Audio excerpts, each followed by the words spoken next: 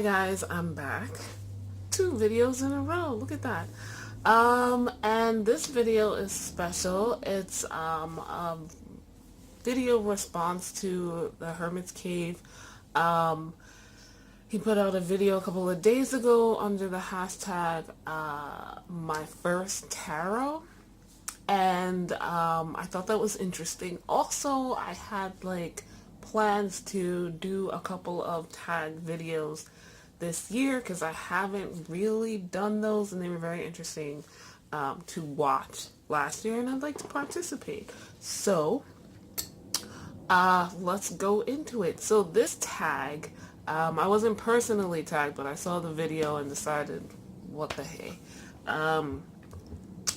And the point of this tag, my first tarot, is to talk about your first tarot deck. My first deck, I no longer have. I know what happened to it. I very purposefully got rid of it. I believe I got it while I was probably a freshman or a sophomore in college, though it might have been senior year of high school. The reason I'm doubting that is because money.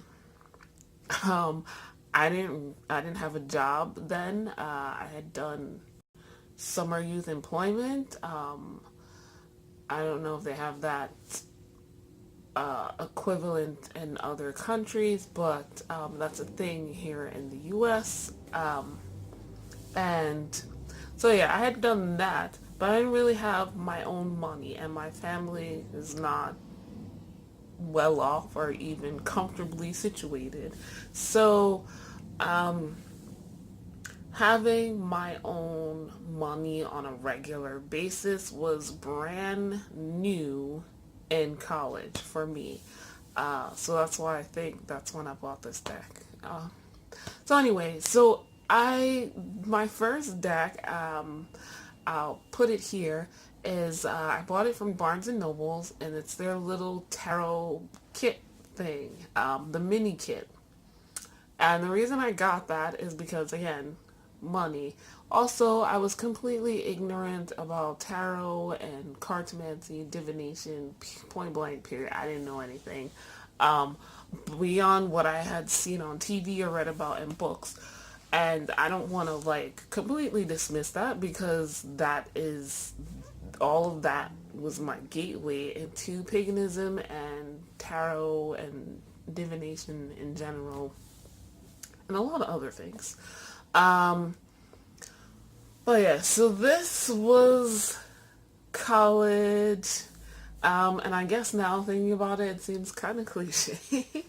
I wasn't rebelling or anything, but it's your life changes and you do new things and try all kinds of stuff you've never done before, apparently, and that was one of them.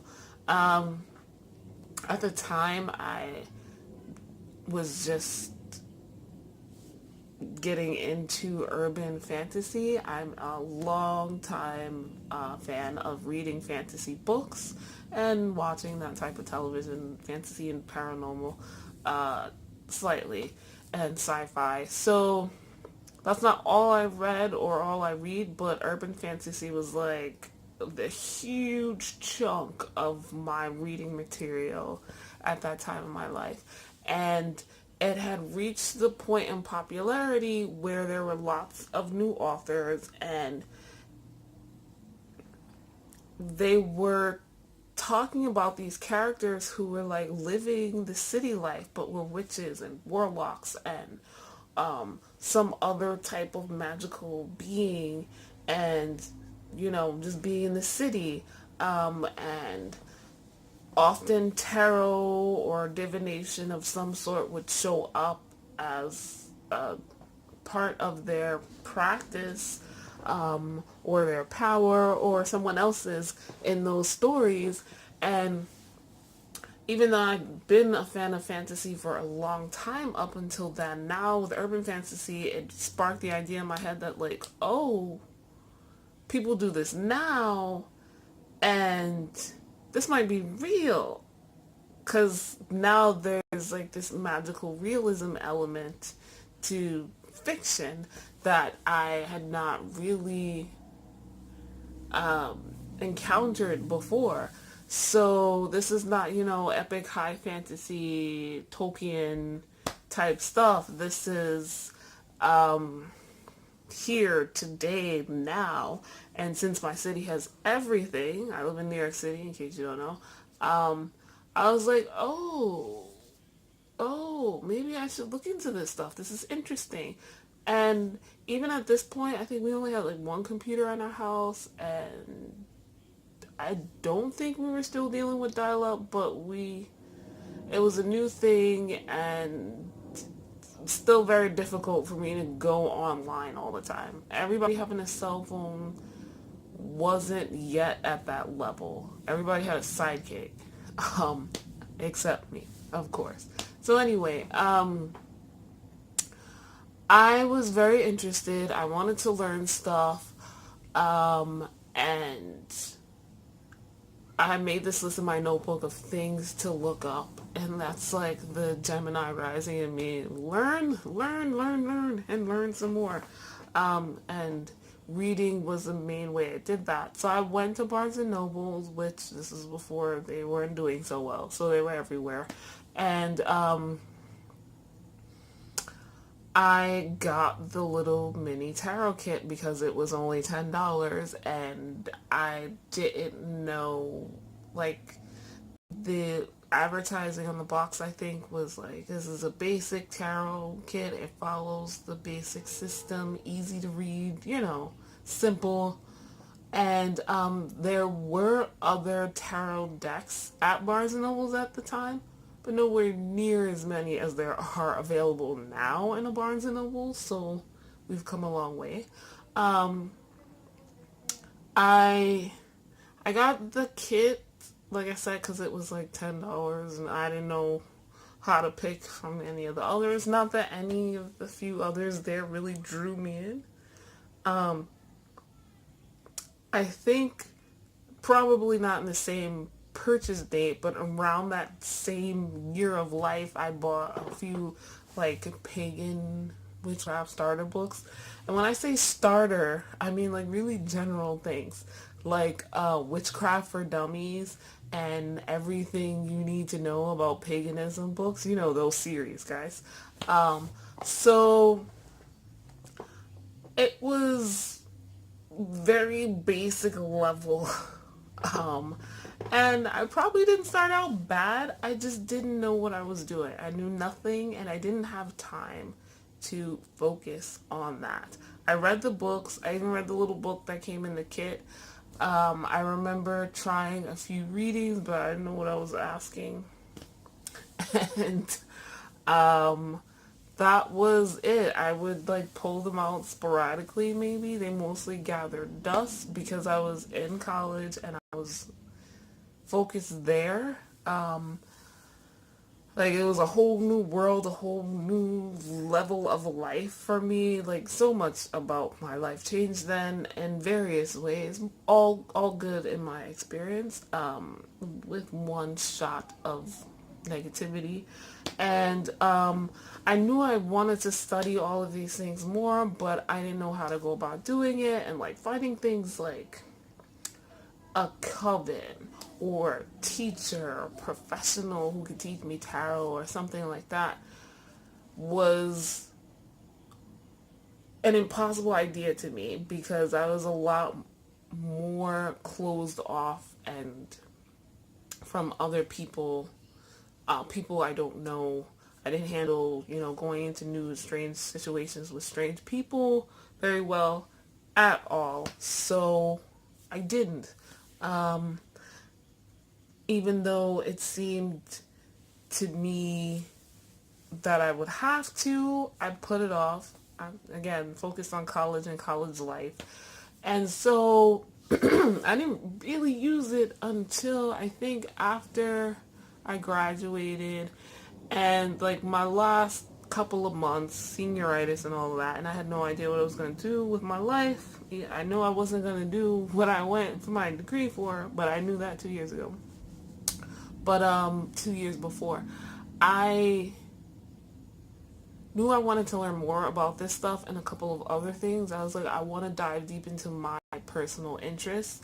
And so I was like, once I graduate college and I get my first like job, because at this point, I had only worked 3 places. I had done the summer youth employment. I worked at Kmart for a couple of months in my freshman year and I got fired.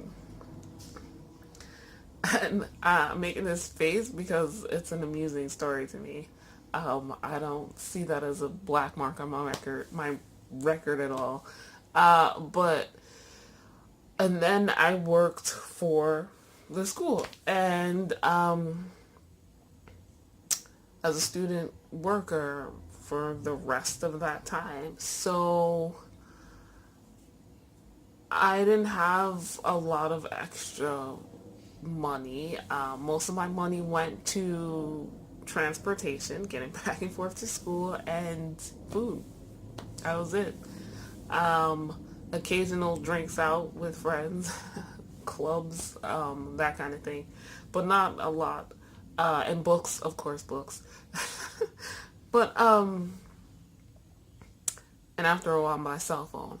I like had made this list of things I wanted to do to focus on and like either joining a coven or learning about witchcraft, learning about tarot, um, dance lessons, gardening. These are all things, and then some of the stuff is still on my to do life list thing, and others are in progress.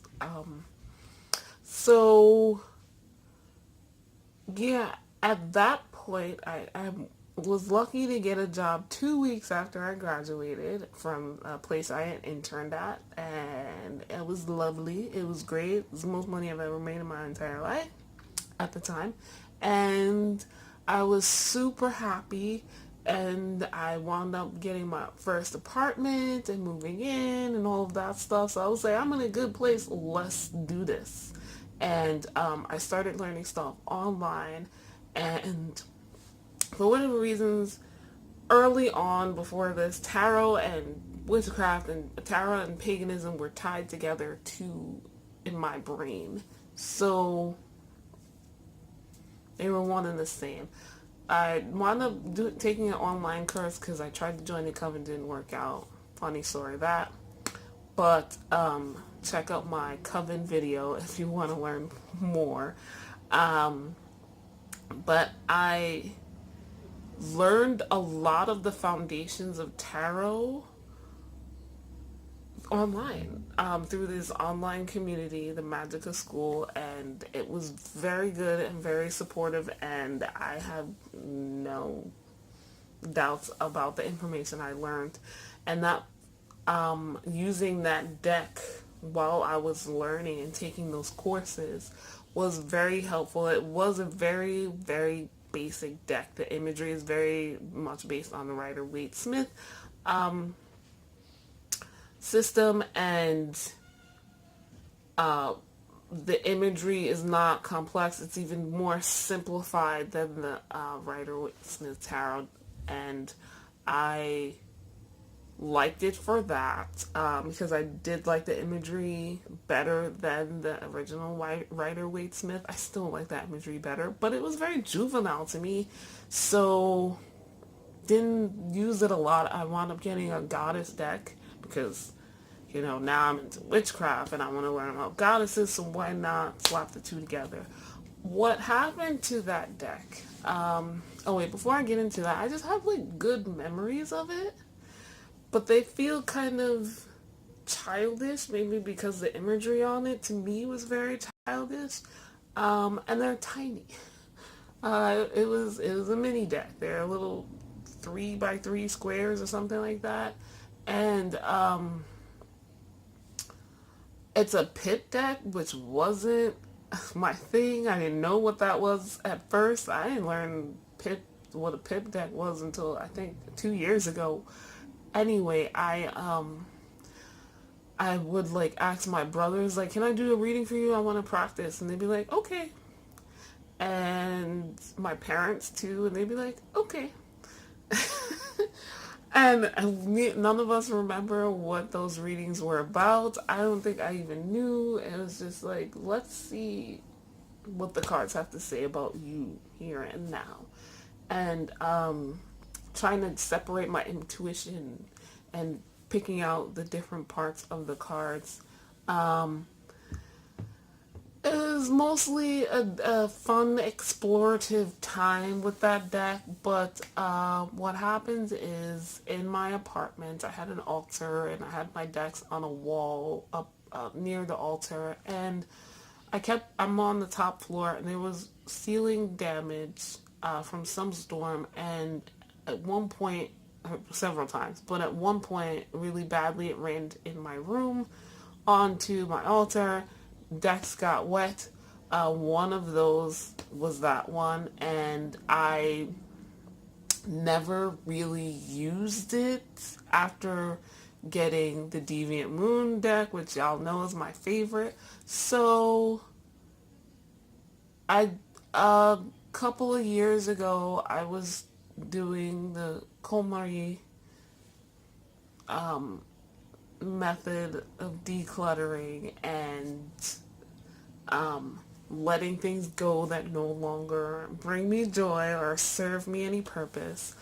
And I did a whole little ritual for that deck and another deck, and someone asked if anyone was willing to give them a deck that was damaged or missing cards, and they would pay for shipping, and I said sure, and I sent it off, and they got it, and they were happy, and that was the end of that.